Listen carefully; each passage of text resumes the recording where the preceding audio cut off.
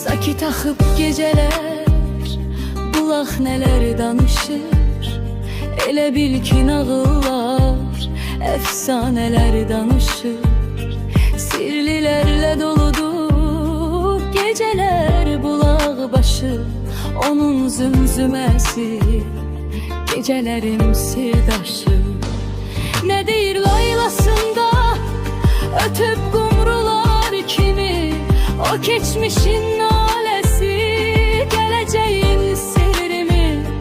Bulaq nəfrir görən hey, axdıqca aşır haşır. Gündüz gördüklərini gecəyə mi danışır? Səpələnib toz kimi şırıltıyla hansu. Nə üçün pozur gecənin o dərin sükutunu?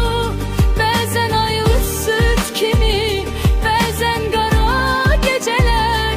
Bulaq laylamı çalır yatanlara gecələr.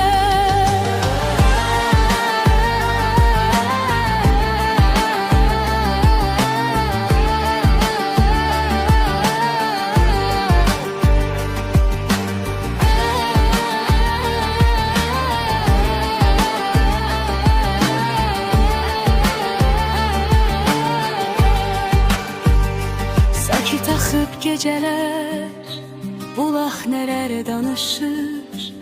Elə bil ki nağıllar, əfsanələr danışır. Sirlilərlə doludur gecələr bulaq başı.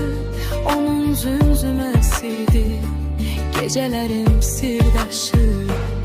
Nə deyir laylasında, ötüb qumrular kimi. O keçmişin